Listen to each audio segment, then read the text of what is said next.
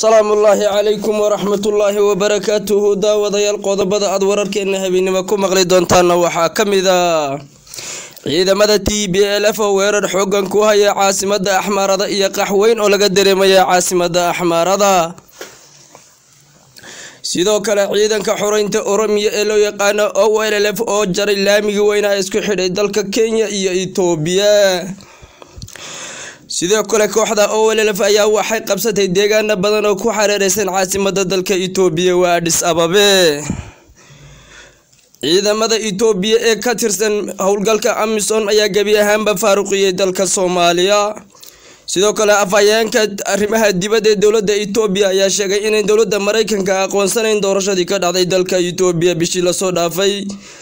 daawadayaal qodobadaas oo faahfaahsan ku soo dhawaada. taariikhdu waxay ku beegan tahay 19 bisha 8 2021. haddaan u gudagalo wararkeeni oo faahfaahsan. ciidamada TPLF ee xoreynta Tigray ayaa weerar xooggan waxay ku hayaan caasimada Axmaarada ee Baxardaar. sidoo kale waxaa la sheegay ciidamadan TPLF inay maanta deegaano ballaaran ay isku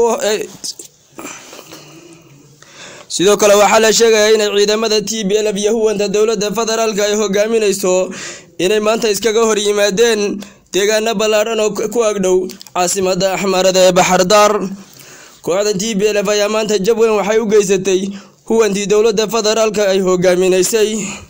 sidoo kale waxaa la soo sheegayaa inay caasimada Axmaarada ee Baxardaar qaxweyn laga dareemayo iyadoo miidiyaha la soo gelinayay gaariyo badan oo shacab ah oo ku qulqulaya wadooyinka waaweyn oo baxa xagga caasimada Addis Ababa. kooxda TPLF ayaa maalinka ka dambeysay waxay sii qabsanaysaa dhul ballaaran oo ka tirsan gobolka Axmaarada. dawladda Axmaarada ama maamulka Axmaarada ka taliya gobolka ayaa ayagu maalinba ciidamo badan soo bandhigaya oo sheegayaan inay kaga hortagi doonaan huwantan ay Tigraygu hogaaminaysay xisbiyada mucaaradka ee dalka Itoobiya. lama garanayo xaaladda Itoobiya meel ay ku dambeyn doonto sababtoo tahay dagaalo xooggan ayaa maalinka ka dambeeyay si qarxaya dawladda federaalkana ayaduna abaabulo weyn ay wadaa.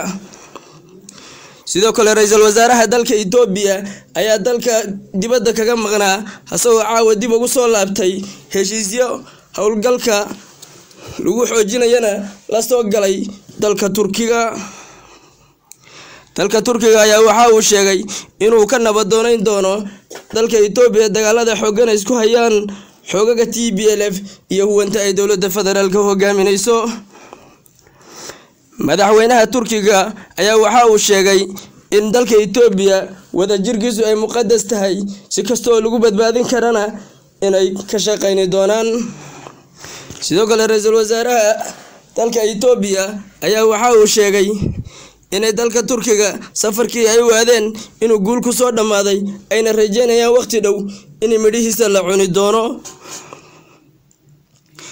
sidoo kale afayeenka wasaaradda arrimaha dibadda ee dalka Itoobiya ayaa waxa uu sheegay inay dawladda Mareykanka ay gabi ahaanba qaadacday doorashadii ka dhacday dalka Itoobiya bishii la soo dhaafay. afayeenka ayaa waxa uu sheegay inuu dalka Mareykanka una aqoonsanayn doorashadii ka dhacday dalka Itoobiya ayna u sheegeen in dalka Itoobiya dib loogu noqdo dhismihii iyo qaab dhismeedkii doorashooyinka dalka Itoobiya. sidoo kale waxaa la soo sheegayaa ciidamada Itoobiya ee ka tirsan nabad ilaalinta Soomaaliya inay gabi ahaanba faaruqiyeen dalka Soomaaliya. ayadoo la arkayay shalay ugu yaraan 40 gaari oo ciidamo ka buuxaan oo ka baxaya deegaanka Soomaalida oo magaalada Jigjiga gudaheeda laga dareemayay ciidamada qulqulka ay u socdaan xagga iyo buuraleyda waa Itoobiyada kore.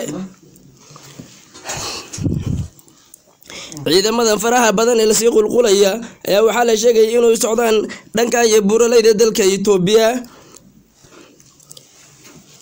howlgalka AMISOM ayaa ciidamada Itoobiya lagu eedeyn jiray inay in badan oo ka tirsaneen inay ciidamada Itoobiya ka mid yihiin hase yeeshee shacabka Soomaaliyeed waxay isweydiinayaan ciidamadani ma kuwii AMISOM ka tirsanaaba mise waa ciidamo markii horeba u joogay sharci darro dalka Soomaaliya.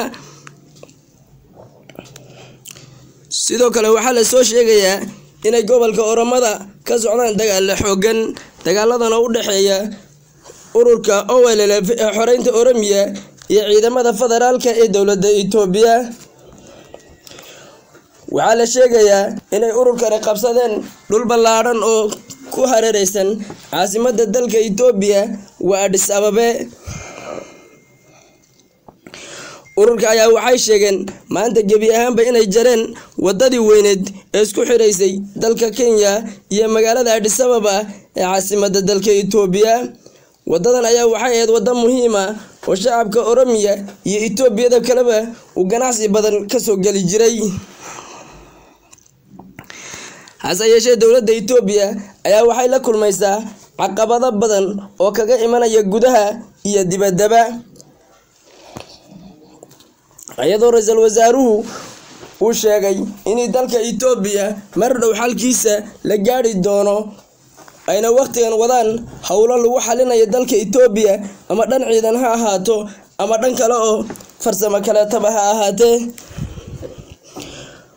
gobolka Oromada ayaa waxaa ka socda dagaalo badan oo u dhaxeeya ciidamada federaalka iyo ururo badan oo gobolka Oromiya ka howlgala oo u dagaalama xoreynta Oromiya. hase yeeshee dowladda federaalka xoogga waxay saaraysaa kooxda TPLF oo dagaal xooggan kaga horjeeda dowladda federaalka. sidoo kale dowladda federaalku inta badan xoogga ma saarto qaybta Oromiya, hase yeeshee ayada waxaa dhib ku haya kooxda TPLF oo isku dayaysa mar walba inay xukunka ka tuurto dowladda Dr. Abiy Ahmed ayaa la sheegay inay soo naasnuujiyeen kooxda TPLF una saraakiishii ka mid ahaa la soo shaqayn jiray kooxda TPLF. hase yeeshee waqtigii uu Abiy Ahmed wasiir wasaaraha noqday wuxuu weerar baan ku qaaday kooxda TPLF waqtiga uu u arkay inay caqabad ku yihiin siyaasadiisa. marka TPLF ayadu waxay u aragtaa inuu Abiy yahay cadowga koowaad ee dalka Itoobiya haddii aan laga qabanina inayna kala dhacaynin inay TPLF iyo Abiy Ahmed hor fadhiistaan. ayagu waxay ku dadaalayaan inay Abiy qadka ka saaraan gebi ahaanba saaxada siyaasadda uu baneeyo Itoobiyana loo dhiso dowlad shacbiya. shacabka Itoobiya hase yeeshee kolla aqbali maayaan TPLF inay dib u soo noqoto, maxaa yeelay TPLF weli boogaheeda ayaa muuqda. daawadayaal tan iyo kulanti dambe wacan waxaan idin leenahay salaamullaahi calaykum waraxmatullaahi wabarakaatu.